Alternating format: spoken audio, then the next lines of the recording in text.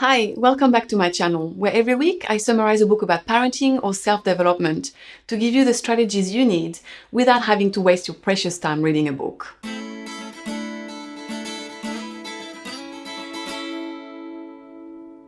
And if you are enjoying these videos, please subscribe to my channel, like and comment on these videos. Engagement is what helps promote my work here on this platform, and I really do appreciate it. Today, I will be discussing the 5 love languages of children, the secret to loving children effectively. You probably have heard of the book The 5 Love Languages Catered to Adults by the same author. The author believes that we all speak and receive love in terms of 5 love languages, including children.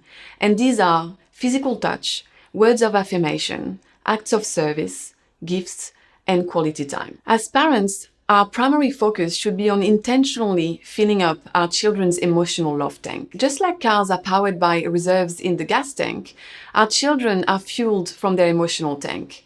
And if they are running on empty, it will be hard for them to be and do their best, and they are more likely to get angry or act out. But if it's full, they will be more responsive to parental guidance in all areas of their lives. And the value of understanding and speaking the 5 love languages to your kids is not just for them. It's also for the people that they will live and associate with for the rest of their lives, because they will grow into adults who can receive and give appreciation through all love languages. It's important to understand that we should speak all 5 love languages to our kids, especially if they are under 4 years old.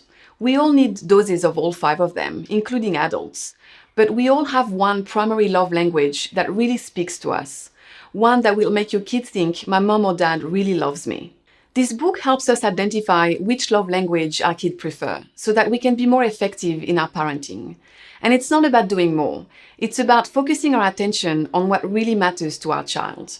And if you have multiple children in the family, just like they have different personalities, chances are they also have different love languages. The reason why focusing on love and our kids' emotional love tank matters so much is because this is the foundation to the relationship you have with your child. Focusing our energy on creating that bond and connection with them won't prevent challenges to occur, but it will be our saving grace when they grow into teenagers and they start being influenced by external sources. First, let's deep dive into each love language, and then let's take a look at how you can identify your child's love language. The first love language is physical touch. Physical touch is the easiest love language because you don't have to schedule specific time to make physical contact with your child.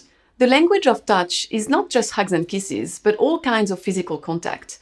It can be just gently touching your kid on the arm or back while you're having a discussion. It can be reading a book with your child sitting on your lap.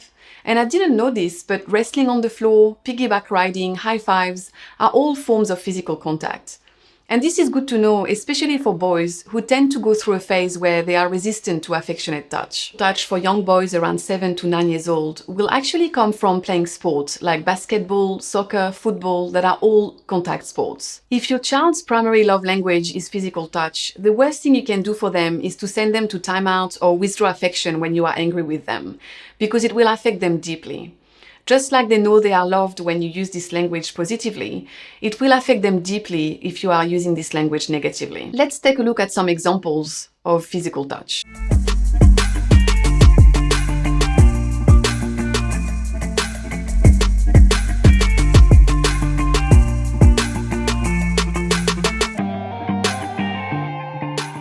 Now, let's take a look at words of affirmation. Words of affirmation are not just about saying I love you, although it's very important to say it. But young children tend to think in black and white. They think very concretely, and they can't see love like they see a toy or a book. So we need to help them understand what we mean when we express our love. The words I love you take on greater meaning to your child when they can associate them with your affectionate feelings. And often this means physical closeness. Words of affirmation are also words of affection and endearment, words of praise and encouragement, words that give positive guidance. They all say, I care about you. They nurture your child's inner sense of worth and security.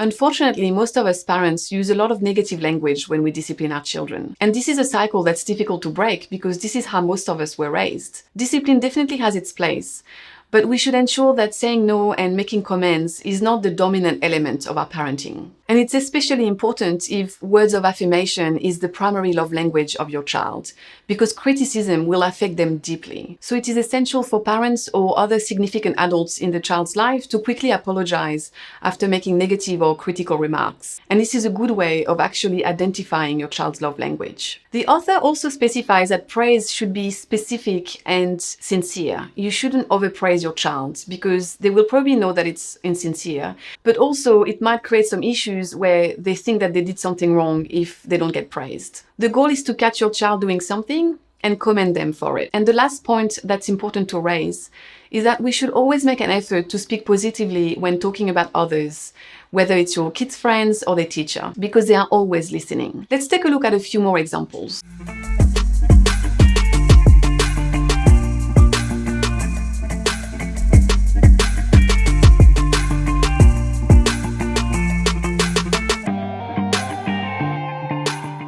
Now, let's take a look at quality time. When a child's love tank is running on empty and attention is the only thing that will fill it, that child will go to almost any length to get what she needs. And even if this is not your child's primary love language, many children crave their parents' undivided attention. And just like it says, it's about quality, not quantity. Quality time is about focused, undivided attention. Often if you give your child 15 minutes of undivided, focused attention by really looking at them in the eyes and connecting with them, their tank will be full and they will be happy to go and play with themselves for a while. Positive eye contact is a very important piece of the puzzle. Quality time is a parent's gift of presence to a child. It tells them, you are important, I like being with you. It makes the child feel like he's the most important person in the world to the parent. He feels truly loved because he has the parents all to himself. The most important factor in quality time is not the event itself. It's just that you are together, you are doing something together, you are being together. So quality time doesn't actually require going somewhere special. You can provide focused, undivided attention almost anywhere. And often the best times are actually going to be at home. Most infants receive plenty of quality time. But as children grow, it becomes a real sacrifice for parents. Parents who are working full-time and kids have busy schedules with activities. So it requires a lot of work and scheduling. And it becomes even trickier when you have multiple children. As children grow, they are more and more influenced by external sources outside of the family. So they need the strengthening influence of personal time with their parents. And it's also a perfect opportunity to get to know your child better as he grows. Because often when you have one-on-one time, they start opening up about what's happening in their world, at school and with friends. And you are also teaching them the important skill of making conversation, building friendships, connecting with others, relating to others. With younger children, one of the most effective times to initiate conversation is at bedtime, because they are especially attentive and listening because there are fewer distractions. And also we all know that they want to delay bedtime as much as possible. And if this is your child's primary love language, the thing you should avoid doing is not to pay attention to them when they are trying to tell you something important or leaving too much time between one-on-one time and conversation. Let's take a look at some examples.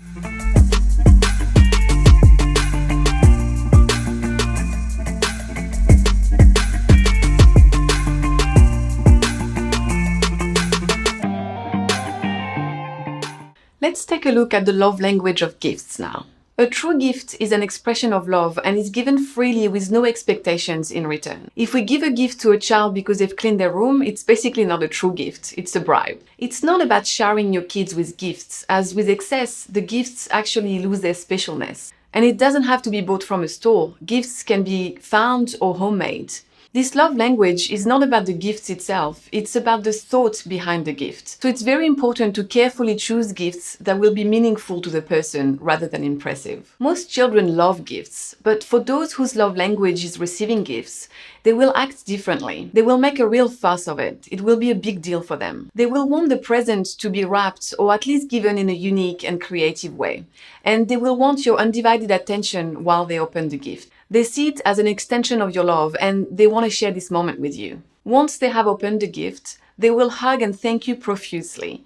They will share it with their friends and they will show it to you again and again over the next few days. And they will tell you how much they like it. For them, it's not a material object. It holds a real sentimental value. And for these kids, it's especially traumatic if the gift is lost or destroyed. Let's take a look at some examples.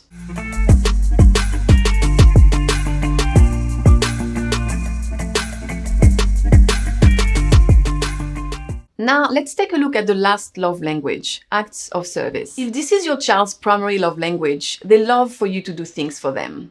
And these things need to be done freely and lovingly, with no expectations in return.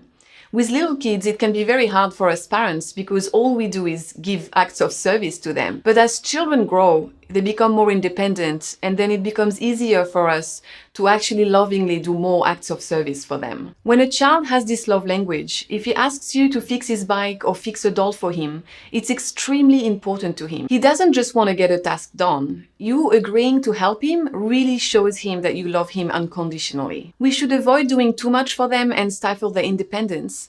But if we stand aside while they are struggling, it will really deeply affect them. It doesn't mean that you need to jump at every request, but it does mean that you need to be sensitive to those requests. And it's also extremely important for these kids that we follow through on our promises. Let's take a look at some examples.